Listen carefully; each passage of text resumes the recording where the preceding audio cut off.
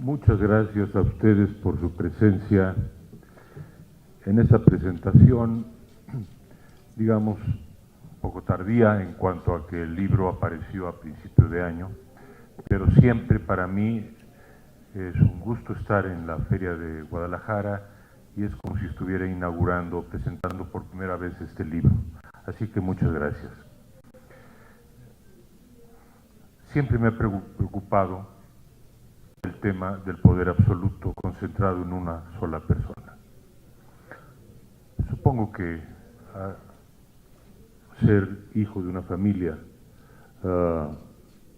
de sobrevivientes del Holocausto Europeo es la más obvia explicación de por qué conozco en carne propia, en la medida en que retengo claramente los nombres y los rostros de los que quedaron allá y murieron, lo que significa el poder absoluto, concentrado en una persona. Además, el siglo XX debió ser el siglo del aprendizaje definitivo, porque no solamente estamos hablando del caso de Alemania, sino también de Mussolini, de Mao, de Lenin, de Stalin, de Pol Pot y de varios otros ejemplos en América Latina. Y entonces yo me pregunto lo siguiente: ¿qué necesitan el ser humano para aprender una lección? Incluso Napoleón, tan admirable, le escuché alguna vez a Borges decir: yo no admiro a Napoleón, porque por la magia de Napoleón, y este es el tema de La guerra y la paz de Tolstoy, fueron a la muerte cientos de miles de personas que lo siguieron. Y se pregunta Tolstoy en el epílogo segundo a La guerra y la paz: ¿por qué? ¿Qué ocurre? ¿Cuál es el poder de esos hombres en su teoría, en la teoría de los grandes hombres del siglo XIX? Y yo me pregunto, ¿qué ocurre en la mente humana? ¿Qué clase de necesidad primitiva, primigenia, existe en la necesidad de ceder voluntariamente la libertad a una figura de poder en la cual se deposita toda la esperanza, toda la fe? Y esto se ha visto una y otra vez repetido en la historia, no solo en el ámbito puramente religioso, sino en el político. Y volviendo al siglo XX, pensamos muchos que a fines, hacia los años 90, la humanidad había aprendido la lección. La democracia y la libertad, con todos los problemas inherentes a la sociedad humana, mientras los hombres, las mujeres, las personas sean lo que son, los problemas van a existir. Y las mejoras son fragmentarias. Pero la pregunta es: ¿por qué a pesar de esa experiencia no aprendimos que es mejor la democracia y la libertad y un orden institucional y legal que entregar todo el poder a una persona? Cuando surgió Hugo Chávez en los años, a principios del siglo XXI, inmediatamente me interesó el fenómeno, porque vi allí una mutación del mismo virus del siglo XX. Tan me interesó que escribí un decálogo, en efecto, del populismo, y que fui a Venezuela, en donde no tenía prácticamente a nadie, ningún amigo, algunos conocidos, para adentrarme en esa realidad y escribir un libro sobre Venezuela. ¿Por qué? Porque primero existe una solidaridad natural. Cuando me dicen: ¿por qué se interesa usted por Venezuela? Interésese por México. Bueno, me imagino que haber escrito 20 libros sobre México es un cierto síntoma de interés. Pero digamos que me interesé en Venezuela como me hubiera interesado en Vietnam o en Mozambique, porque vi allí el germen de algo muy riesgoso para toda la América. Lo estudié en el clímax, en el cenit del Hugo Chávez, muy pocos dudaban del éxito. Claro, era un éxito financiado, sustentado en un tsunami de dólares que llegó merced a la producción petrolera. Pero mientras tanto Hugo Chávez, y lo noto en el libro, estaba destruyendo la planta productiva de Venezuela, destruyendo la política y destruyendo la democracia y destruyendo la planta productiva. No se dieron cuenta, y cuando despertaron de la fiesta, abrieron los ojos, y la terrible realidad los ha golpeado de un modo que creo que no tiene precedentes en la historia latinoamericana. Entonces, eso y el surgimiento de Donald Trump, el casi impensable surgimiento de Donald Trump en la democracia de 240 años de Estados Unidos. Hombre al que no tuve la menor duda de calificar como el fascista americano, desde antes, por cierto, que fuera candidato, y a la que la revista Letras Libres, en la portada que más orgullo me da de la historia de Letras Libres, lo pintó con un pequeño bigotillo hitleriano. Este fenómeno, la recurrencia del poder absoluto, de la intentación del poder absoluto en Estados Unidos, la desgracia de Venezuela, el permanente drama cubano que siempre me ha tocado por su paradoja de haber sido la gran esperanza de América y de la liberación de América y haber conducido a una postración, a falta de libertad y a una postración económica tan profunda. Todos estos elementos hicieron, digamos, un estallido interno para decir, ahora o nunca tengo que escribir un libro, digamos, con todo lo que yo tenga dentro sobre el tema del poder. Poder que por fortuna en ningún minuto ni instante de mi vida jamás he deseado tener. Un intelectual debe criticar y a lo que debe tender es a tener autoridad, no poder. Y esa autoridad está hecha de crítica, y yo no me voy a callar. En la crítica al poder absoluto, en donde esté incluido naturalmente México.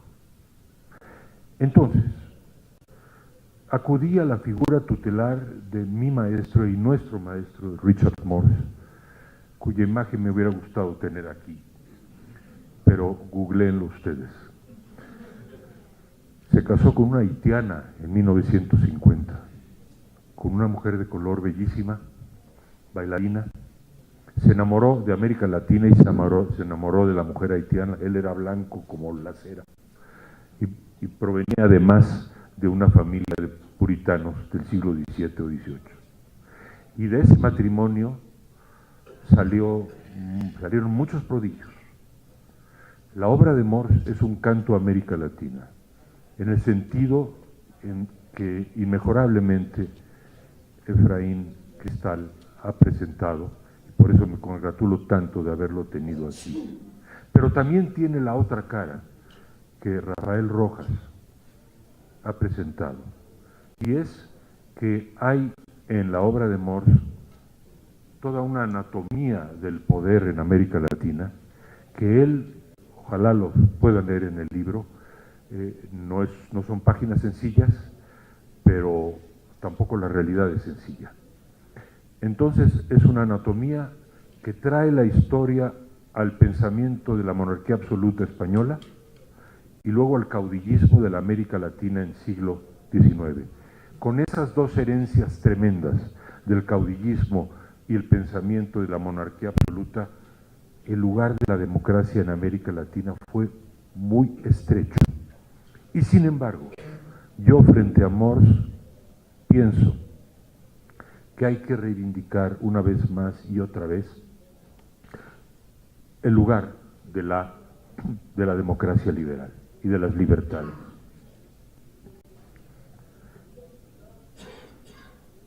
La preocupación me llevó incluso en un viaje a visitar el lugar en donde nació la democracia, nada menos que el lugar del Ágora, y con eso voy a terminar. Allí pasé varias horas. Está en las afueras del Ágora en Atenas.